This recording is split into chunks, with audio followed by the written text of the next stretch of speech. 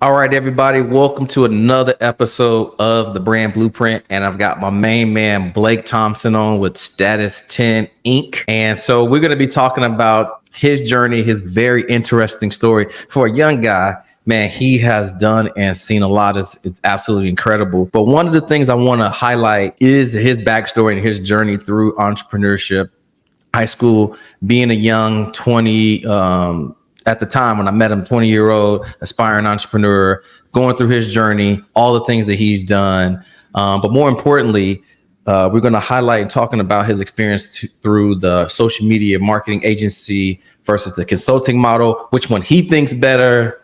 So if you are a young aspiring entrepreneur and you're looking to get into this business, and you keep hearing the gurus talk about what the best beginner friendly business model is, you're going to learn from somebody that's been through it all and tried and purchased all of the programs. Without further ado, Blake, my man, welcome to the Brand Blueprint. What's up, Arturo? Dude, thank you for having me. I really appreciate it. Yeah, man, dude, I really have to say, I wouldn't even be in this game if it weren't for introducing me to this whole thing. You're the one that texted me and said, hey, dude, you should start a short form content agency. And so I did. I dove in. But yeah, man, I'm glad I made this shift. I think it was one of the best decisions for me inside of my business. So take me back. Where did this entrepreneurial drive, these aspirations come from? When did you realize that you didn't want to go the traditional route and you may have wanted to make your own path? Since I was young, dude, I knew before I ever got out of middle school that I wasn't going to go to college. That's for sure. And I definitely knew that I wanted to kind of do my own thing. My dad was always working really, really late, and he was going in early, coming home late. And I could remember him missing certain holidays and birthdays and things like that. And it would let him down. And he was always kind of upset by that. And growing up, I knew that right off the bat, I didn't want that. Yeah. And so what are some of the kind of the things that you tried? I know high school was interesting for you. Some people love high school. High school is great for some people, but for me, man, it was boring. I just kind of skated through. I went to class. I showed up, but I wasn't really there because it was just man, this is just a bunch of information. I'm more of an explorer, creative kind of person. So just being told and talked to from somebody that's like my parent, right? Just sitting there talking to me all day long, and I'm going from teacher to teacher, class to class. That wasn't really my thing. Now, I am a nerd that I do love education, but I like self-learning things that I can learn something and then apply it to something that I'm using. And that's when I fell in love with business. So what was your experience like in high school? Terrible. I hated school, actually.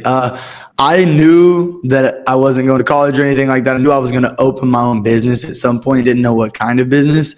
So knowing that, I never paid attention in school. I mean, I did what I needed to do to get by. I wanted D's. That's all I cared about.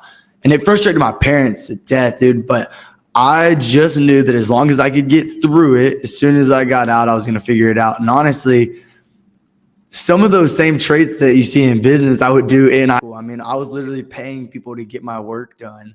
I really wouldn't do any of my own assignments. My teachers, they would give us assignments. I would skip the assignments, and then I would go and I would pass the work off to other people. I'd get it back, and then my teacher would be like, you didn't do this. And I'd be like, I didn't do it. And I think they all just kind of accepted that I was never really going to do it the right way. Yeah, and they're like, man, F this. I'm passing Blake, so I don't got to deal with him anymore. This is going to be somebody else's problem. Not next year. Go ahead. Exactly. For sure. So yeah, that's exactly what it was. And I mean, it was cool. I actually had a teacher one time, and I'm not going to say his name for just to help this guy out, but there was a time where I went to my teacher. I said, man, I really want to get through this. What are you going to do? What can we do? He's like, well, you should have paid attention in the school year and you would have passed. I'll see you next year. And I was like, come on, man, you don't really want to do that to me. All my other teachers are going to pass me, and I'm just trying to get out of here. But he was serious. At least I thought. And so I tried to bribe him. I said, well, I'll give you $100. He said, no, I don't take briberies. But I said that in front of the class. And I actually went back to that same teacher and I said, hey, what or no. I almost said his name. That would have been no good. But I went to him. I said, hey, this isn't for anything specific, but I'm going to leave this year. I hope you have a great summer. And I just left like $400 and 4 $100 bills on his desk. And I turned around without saying anything and walked away. Just didn't even hear him. I walked right out. And the next like 2 weeks when we got our report cards back, it was a D on my progress or on my report card. So I knew that he helped me out. And dude, that was a moment in school where I was gonna say, I could be a parent too. It's like that bubbling up in you having acid reflux from having you as a son. I'm sure that your parents got a bunch of gray hairs from you doing crazy shit. And it's funny because the first thing I'm thinking is like the story of you giving your teacher $400 to pass you to give you a D is hilarious. But where you got the $400 from is what I'm curious about.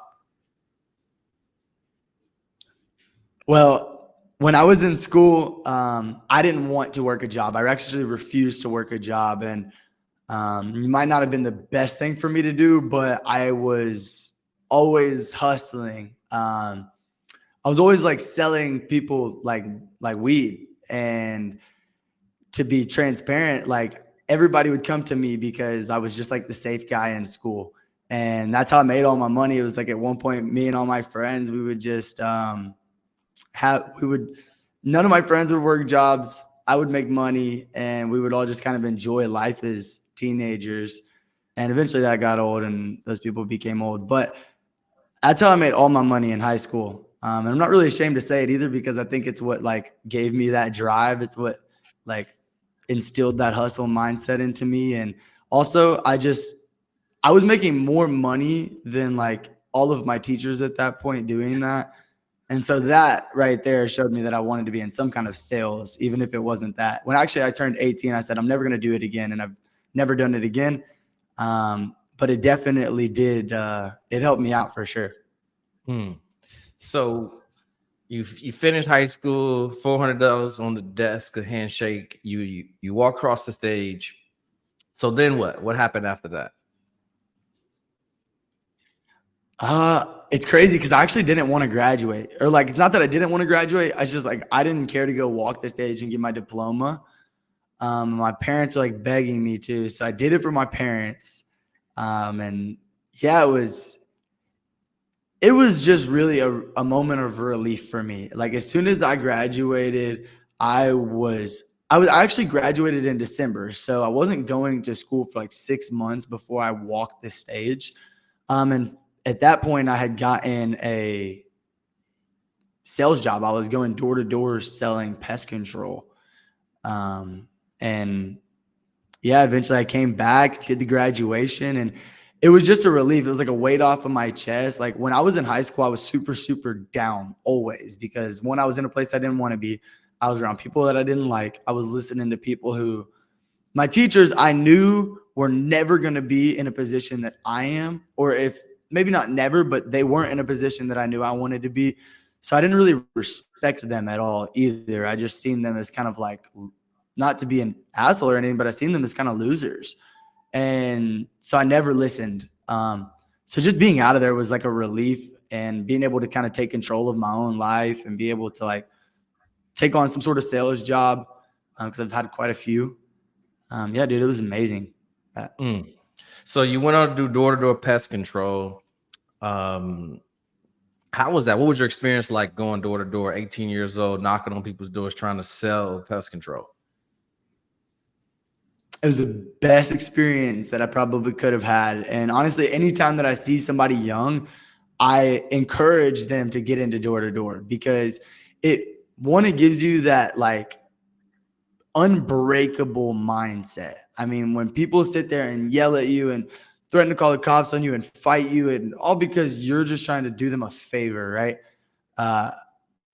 It's one of those things that I think every young entrepreneur or any young person in general should experience. Actually, so I was doing summer sales, and a lot of people do year-round door-to-door sales, but in the pest control world, 9 times out of 10 people are doing summer sales. And they get a big group of people to come in during the summer, and they go really, really hard just to get rid of those bugs. And so I was like working for a 90-day term, and then I actually got into a motorcycle wreck, like my 85th day or something like that. And at that point, I couldn't work anymore. So all the money that I'd worked for and like earned was just gone, and they didn't want to pay me out on it because I didn't fulfill their contract. Even though I was like working my ass off all summer, I didn't let it really bother me too much. Yes, it did bother me, but what it really did is it drove me more. And somebody came to me after that shortly, and they offered me a solar job, which I was a lot more interested in. And I went a lot harder, and I actually ended up recruiting all the people from that previous job to my new door-to-door job selling solar panels, because of how much it frustrated me. I was like, I'm just going to win 10 times harder, and I'm going to watch, and you're going to watch it. So it was really great. Door-to-door changed my life. That's for sure. Yeah. So you get kind of screwed over, get into an accident, run into some bad luck, but instead of like putting your head down and like playing the victim, like you like, screw this, I'm going to show you guys are writing me off by winning. So you took that negative energy and you turned it into like something positive that can change your life, right? So that's very interesting because that's like so interesting to hear some of that at a young age. I know just being mature in my thought process, at your age, I wasn't. I was so petty that it was just a get back thing. But you like, dude, screw that. I know that I was the best on the team, and you guys are all there. So I'm going to take your people. I'm going to go start my own thing, and I'm going to crush your business. And so, it's very interesting. I was just laughing when I heard you tell me this story when we were driving to where were we going? We were going to Chicago for a speaking event that I had, and you were kind of telling me a story, and I'm like, bro, you got some wild stories. So where were you when you were doing the solar again? Where was I when I was doing what? When all of this stuff happened with the company screwing you over when you were doing pest control. Yeah, I mean, honestly, door to door in itself, I didn't have the best experience. I got screwed over there and in a few different solar companies. But what I realized, and honestly, that's what drove me to start my own thing. But I came from Nashville, where I was selling pest control. I went from there to Atlanta to start selling solar. And then, funny story, that guy that owned that company was stealing everybody's money and not paying anybody. He eventually bought a private jet, and we were all like, well, how can you afford a private jet when none of us have any money? And so we realized we were all being robbed. So we all kind of just took the loss on that. And then we went to Texas. I started selling solar in Austin, Texas, where I met an awesome team of people that really changed my life. But eventually we moved from there to Utah, start working with a different set of people. That was short-lived. And then we went to California, and I was moving from the solar industry into alarms. I tried something different. Just wanted to see how it would go. Had some people kind of pull me out and reel me in. And then I realized, I didn't want to do that. Solar was where it was at for me at that point. So I was still in California. And then eventually I was like, you know what? I might as well just start my own gig. And so then we tried to start this thing called Blaze Energy. And it went pretty well. We actually had like 15 or so guys on our team. We'd fly them all in from across the country, and they'd come in, they'd knock doors. And then we would do what I like to call a blitz, or what the industry calls a blitz. So we'd go for a week, we'd knock. Some guys would leave making 10 grand. Some would leave making 40 grand.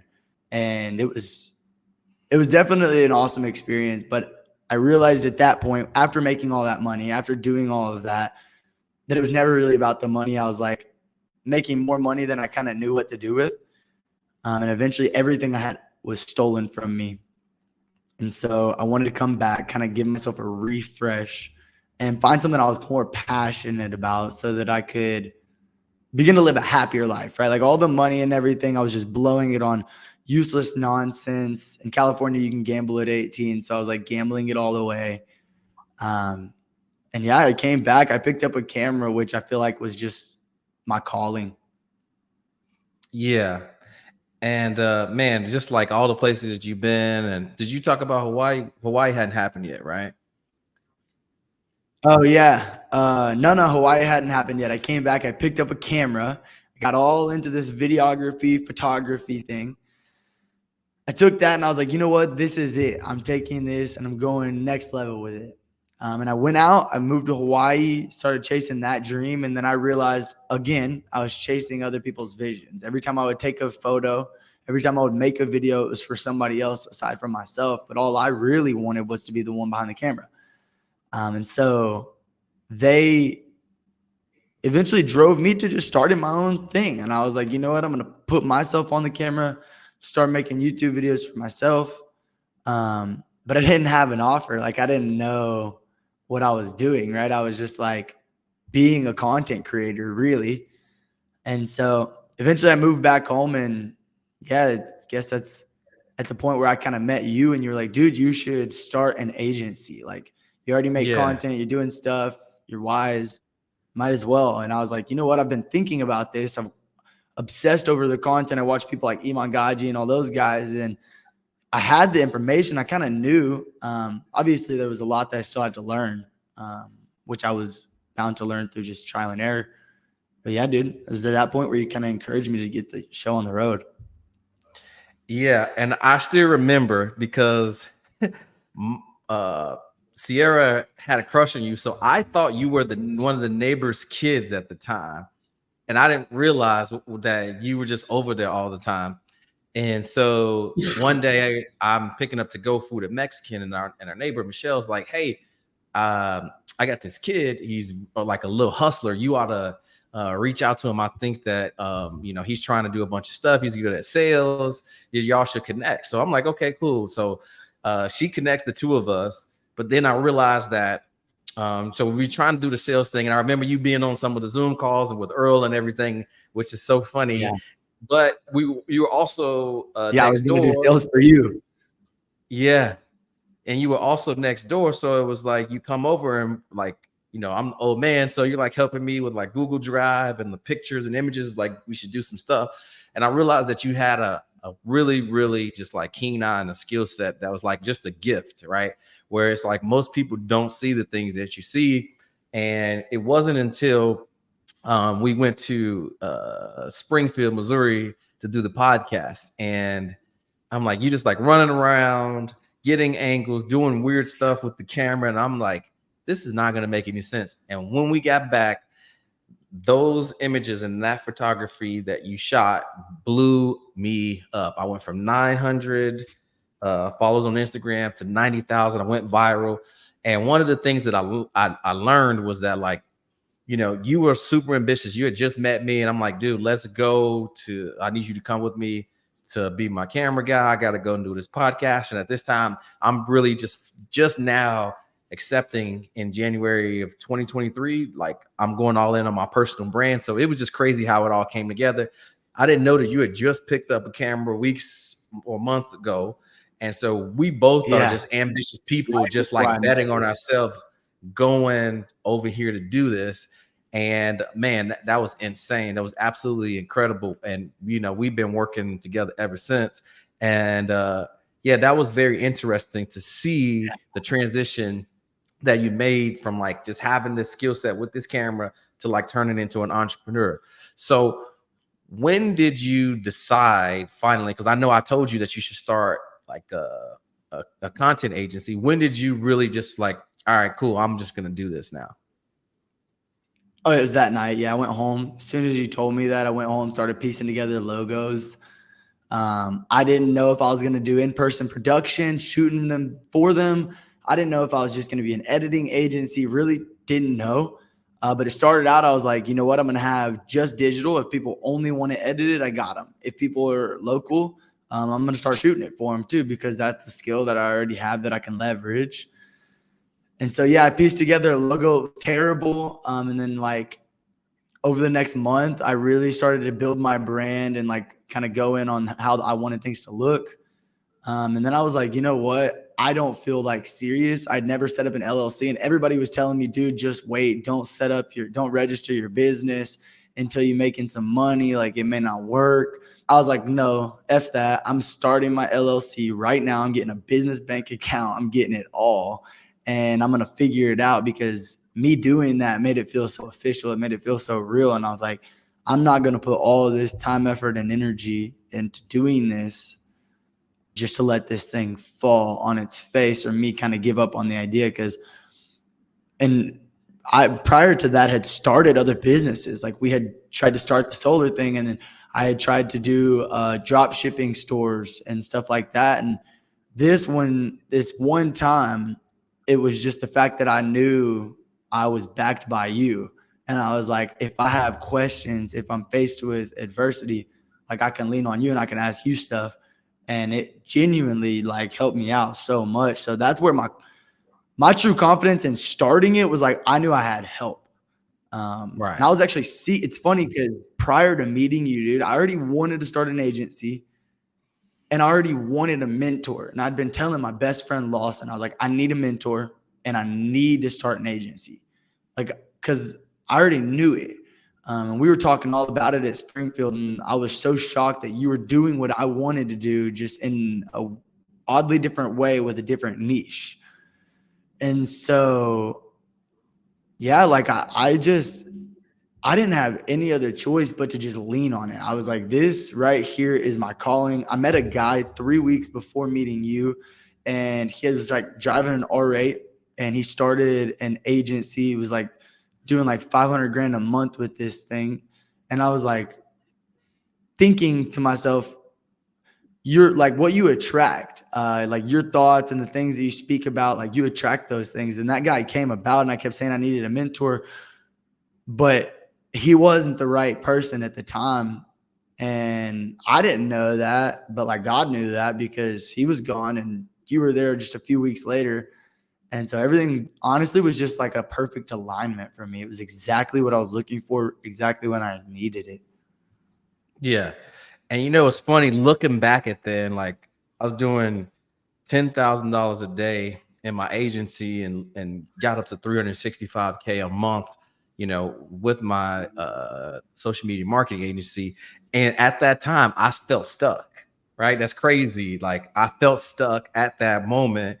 But where I was stuck, which is what we're going to get into, was the done for you fulfillment hamster wheel. It wasn't even that the business was stuck. Like my time was attached to the result of clients. And so my ability to generate money was attached to time that I had to put my effort in.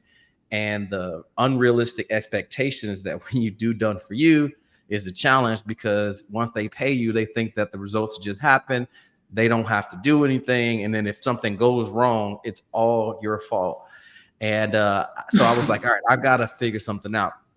And so you're, thinking, okay, this brand thing, you want to like build this brand at this big vision. But at this time, you're like, all right, I'm just going to start this agency because I need to make 10 grand a month. That's what you just kept talking about. We just kept talking about 10 grand a month, and you want to move out of your parents' house. Right. And so when you started helping me, I'm like, all right, so here's the easiest way to do this as a dad and as a mentor. You just need to do something so you can have some income coming in. I know you got all these lofty dreams, which is I know that because I dream big too, but you have to have some type of result coming after it. And I know we had come back from Memphis and we're pulling into the driveway, and I'm like, here's what you should do to just like take some action to get some results right then, so that you prove it to yourself, you prove it to your parents, you prove it to everybody else that's laughing and saying, oh, you can never be an entrepreneur. And so you picked up a content agency. What was your offer back then when you first started, and how much were you charging? Sheesh, man. I don't even like know if I was that well-rounded. I mean, it might have been at one point like 30 videos. I think I was charging like 3K, 30 shot and fully edited shorts was like $3,000. I only sold like one person on it. And then I was doing it with you for like half off because like you were helping me with a lot of other things. So what was that like? You thought you were thinking everybody. Go ahead. I was just gonna say everybody else, it was really all over the place. Like it was just kind of wherever I could collect cash, I was collecting cash. I'd get people on the phone. If I got them on the phone, I was selling them because naturally that's just what I was good at. So I had a number in my head that I was always okay with not going below, and that was $1,000. And so I just kind of, as long as I could get, I usually started at like 3, and if I could make it anything more than $1,000, I was happy. And it was always a Yeah. monthly recurring thing. I always wanted it on a 90 days minimum. Yeah. And so again, now we hop into the best beginner friendly business model, right? Which is starting social media marketing agency specifically for you, a content agency, right? And you're going to get the 10 grand a month, right? And it's just like, all right, everything's going to be great after that. So what did you learn after doing the done for you 30 pieces of content for somebody, editing them, and all of that stuff? What was your experience like doing that after you thought, all right, this is going to be super easy. I'm going to make this content for them. We're going to shoot it. I'm going to edit it. And this is just going to be awesome. I honestly was so frustrated every day, and you hear it all the time. And it might have been a me problem. I'm sure there's people that do run agencies that do okay with it and their stress is less. But for me, playing the middleman between me and the editors, and not only that, but like when you build these businesses, 9 times out of 10, the gurus that tell you how to do it and the people that are selling these programs are telling you, oh, go hire Fiverr editors, go hire these people off of onlinejobs.ph or whatever this cheap work is, people overseas. And that's okay if you can score and you can get lucky and you're good at managing it. But for me, what I was stressed with was the fact that, one, all those people are waking up 12 hours on the opposite side of the world as me. And so when it's day for me, it's night for them. And then I was having the struggle with just quality management and not really understanding proper English. So when there's typos, not really fully understanding that. And so I was always doing revisions for these editors. And so then I was also stressed with having to take care of dropping all these files in the folders for the clients and making sure everything was organized. They would come back to me and ask for a revision. So then I would have to play the middleman again. And then not only that, but when it came to managing the sales, making the content, managing the editors, I'm sure when you scale it far enough, you could take money and reinvest it and make things easier.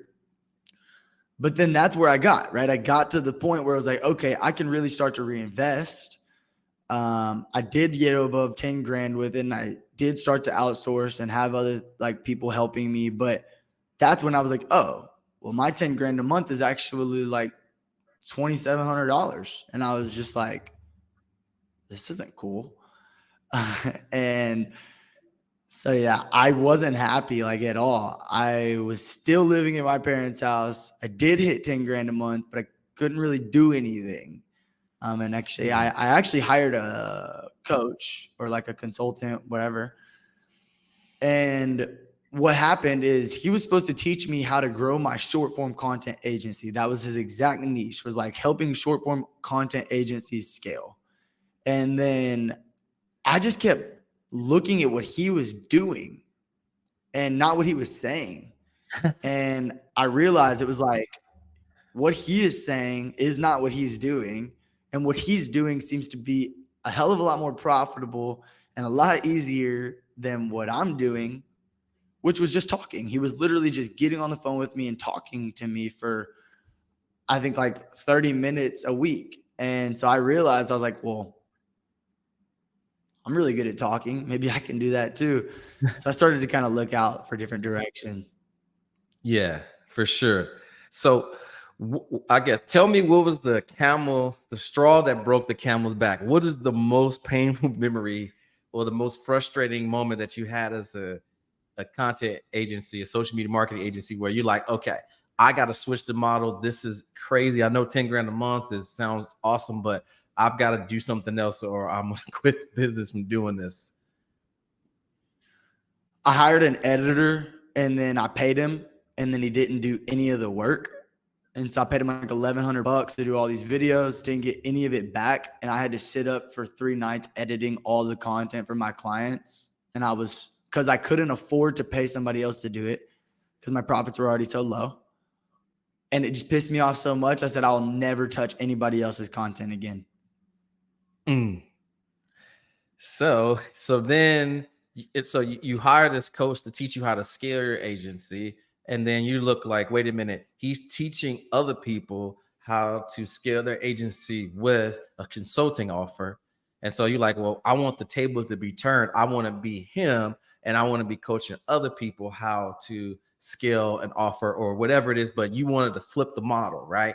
And so what are some of the benefits of like this offer, and like what was going through your head, and like after you actually did transition, which can be kind of scary, like what was your offer, and then like how has that changed your business, profit margins, and all of that stuff? Oh, it was just a night and day difference, dude. It's funny because I actually went to those same clients, and it was only like 3, I think, at the time. And I said, hey, I'm pivoting. I'm no longer doing this content, but I want to help you build your personal brand because you still need help. But the difference is I would like to get on one-to-one Zooms with you and guide you through the process as to how you can do this and make this profitable. I realized that I could turn content into cash. And I knew that a lot of people didn't have the ideas or the understanding of the content game like I did. I'd been able to help you go from 900 followers to 90,000 followers. We had figured out the system. I'd really figured out how to like create the content as a whole. And so I knew what it took to teach people. And I was like, you know what? Like, I'm way better at talking. And I'd rather just get on here, show you guys how it works, talk to you about what you need to know.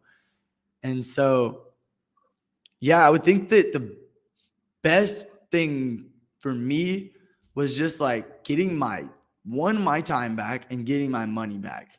I set 2 days a week where it was like on Mondays and Wednesdays, I'm coaching. The rest of the time, I'm doing sales. And so I set up my Mondays and Wednesdays. It was an hour every other week. And I would work with these people for 2 hours a month for $2,500 a month. And then I had a couple of people that were falling off. And I kind of asked, I was like, so what's like going on? Why do you guys want to leave? And they're like, I just feel like I'm spending too much for the time that I'm getting. And I was like, yeah, I mean, I guess that kind of makes sense. 2 hours a month, you're spending $2,500. That's like $1,750 an hour, which was awesome for me. I was super psyched about it, but also my clients were churning, and I was like, okay, I got to find a way to fix this. So I gave them a bit more access. I actually turned it into 4 calls a month, 1 hour a week. And I started to do that. And that's what really worked really well for me. I was happy. I wasn't wasting a lot of my time. My Mondays and Wednesdays were full, but the rest of the week I was just kind of like focusing on my business, right? Like building the brand, making content, doing sales. So yeah, I think the best part about the shift was just getting my time back, dude. I'm actually like out places. I'm enjoying life with Madison and my fiance, and I'm doing things that I did not have time to do before. I would stay up until 3-4 o'clock in the morning, just editing and editing and editing for other people. Or if I wasn't, I was on the phone with the editors because they were in different time zones. So it was just like life just became simpler, became happier. And I was doing things that I already enjoyed, which was talking to people. Yeah. So when you transition, were you worried about maybe some of your clients not really being okay with the going from done for you to done with you? Were you worried about that? Did you have the conversation as soon as possible? Like, what was the reception of that? And then once you did transition, right, from just struggling as a broke social media marketing agency, only getting to $10,000 a month, having only $2,700, plus having to spend more of your time because the editor just kind of ripped you off, took the cash and disappeared. So now you got to like record all these videos. Plus they're coming back with revisions. I don't like that. You know, where's the Google Drive? It got lost, stuff getting corrupted, where it's just super frustrating to now having all your time be freed up. And now they have some skin in the game, right? Because that's important too, where the results aren't just going to be on you, where it's just magic. And then like, you know, what did you kind of scale up to that was kind of like your best month, 4 weeks, whatever it is, where you just was like, okay, I can see how I can take this to 100 grand per month. What was that transition like? Yeah. So to answer your question, I wasn't nervous when I had to go tell my clients I needed to make the shift, because at this point, I was working more than a 9 to 5. I was working all day long and I wasn't happy. I wasn't making enough money. And to be honest, like if I, let's be real, I went from $500 a month living in my parents' house to making 10 grand a month. And I was still living at my parents' house, but I was only profiting 27. So I thought to myself, really, I ain't making that much money on paper. Yes. Really? No. And I was broke 3 months ago, and I'm still not broke. $2,700 was still broke, but I had been more broke than that. And I wasn't nervous. I was like, at this point, if I lose all my clients, I'm not giving up on this vision. I'm just gonna have to go get more for my new offer. And yeah, actually, pretty much that's what happened, because when all those people didn't get videos from me in the end, they weren't very happy. I think most people liked the fact that I had the $4,000 camera and that I did come and give them the guidance. So yeah, it wasn't long that those people were gone and out the door, and I just had to go get new people and just start focusing on just full pushing that offer. But the transition was smooth for me personally. We went and did that speaking engagement with Cody in Nashville at the Greatness Factory, and then when we did that, and that really leveled up my brand. Not only did it give me social proof, it gave me credibility. It showed that I was doing a lot more than just making videos by camera. Like I was actually going out and impacting people, and I was like showing my level of expertise that I already had, and leaving that event, like that event, I would say ultimately made me my first six figures. Yeah. Because not only did I get 6 clients from that paid me all the way through full 10 grand, but I got like 6 other referrals from those people. So it Yeah, all just, the content, the brand authority, like that, your confidence went through the roof. You literally changed. And it's so funny because I remember when Cody messaged me about it, because I don't know if he thought that I was putting you up to it, but it was just like he was like, "Hey, so what do you think about me letting Blake come and speak?" And I'm like, well, one, the average age of the people that's gonna be at this event is gonna be like 50 years old, right? And I'm like, so you actually do need some young people in there kind of showing you some of the new stuff that needs to be going on. But then also, like, dude, you've been 20 years old, 21 years old before, looking for somebody to give you a shot, right? And so, make it worth it, but make it make sense. You'd be proud of yourself having somebody up there like that. And so I was like, that's my 2 cents. I don't have a dog in the fight if you want to do it. And ultimately, he came up with what he did.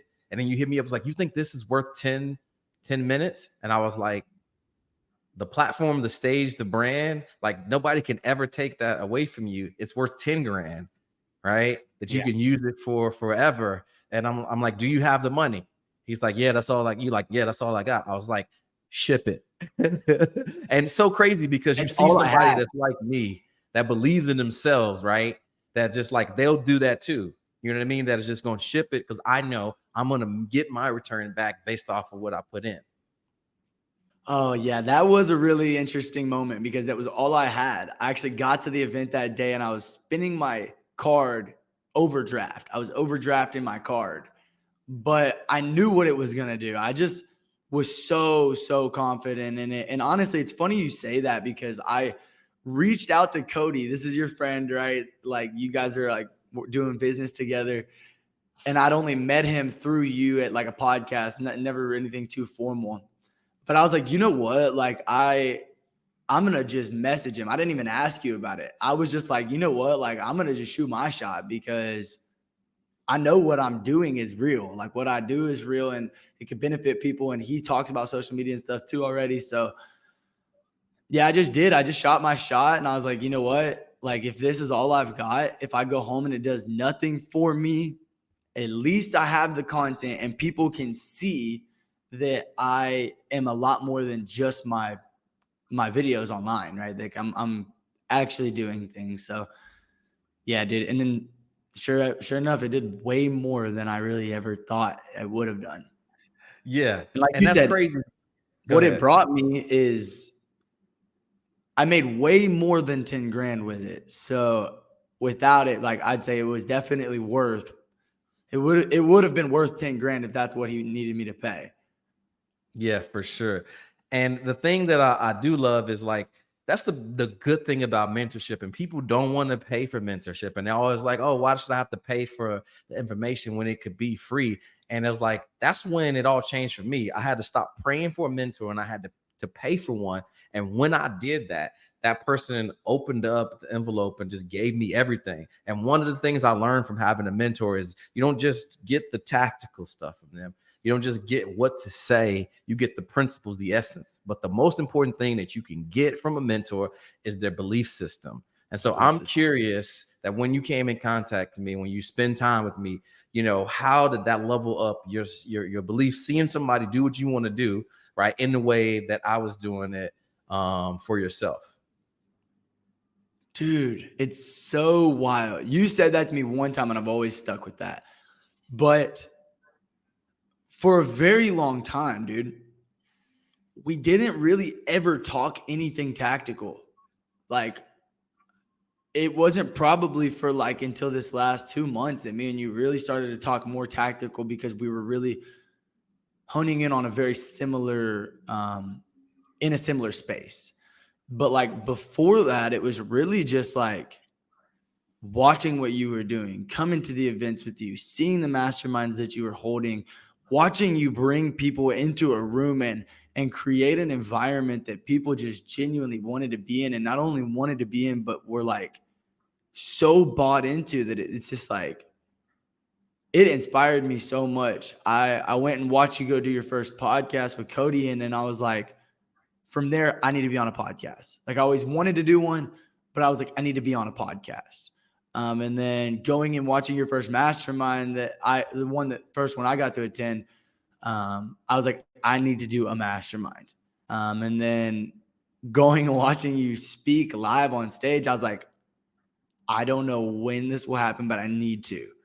And just really seeing you, like, it was less about learning the tactics, dude, and really just like following in your footsteps. I was like, this dude is doing exactly the things that I want to be doing. And I got the opportunity to watch you do it like in firsthand. Like me and you were probably talking more than anybody else at the time. Like we were just always collaborating on work and trying to get things done and figuring out what the vision for the brand was. And at that point, I just took what you said and I listened to it. Like even to this day, like I just texted you, I think yesterday, right? And I was like, hey, this guy's got an opportunity for me, and I want to know what your thoughts are before I say yes or before I do anything. Like, what do you think I should do? And so it's changed my life. And I think that anybody, like if you guys are watching this podcast right now, if you don't have a mentor, like Arturo just said, stop praying for it and start paying for it. If you don't have money, you don't have to pay in dollars. That's something I think a lot of people have this misconception of. You can pay in your time and your effort and your energy, show them that you care, help them in things in areas that you can provide value. Right? Add value. Yeah, like just bring value. Okay. You don't have to have the money. So stop seeking and start paying. It was the best thing I could have done, man.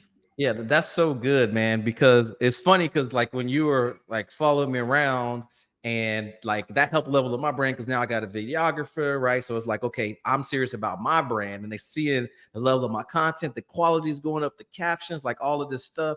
But then you get to be there firsthand behind the scenes and see how I think, how I communicate, how I'm operating in these rooms and in this space where we're showing up, speaking and leaving, just being around big time, just becoming big time. And then seeing these masterminds where people were ranting and raving and praising about how much money I'm making and how much success, how much mindset I'm helping them level up. And you're behind the camera. You're also meeting with these people and they're talking about it. You're getting to go to all of these experiences. And then like when you're editing the content, you said this one time, which was super funny. It was like, it was ingrained in your mind because you got to go through it again when it was just you. Right. And so you got to go through it again, which is so powerful. And I love what you said about sometimes just adding value where maybe you don't have the money, but you got a skill or you got time. And I feel like sometimes people just got too much pride. Like they got so much ego that they want to learn, but they feel like they're owed something and kind of got this chip on their shoulder where it's like, you should be giving me this because you have X, Y, and Z. And it just doesn't work that way. So I'm glad that you kind of spoke to that. And having a mentor definitely can shortcut your success, right?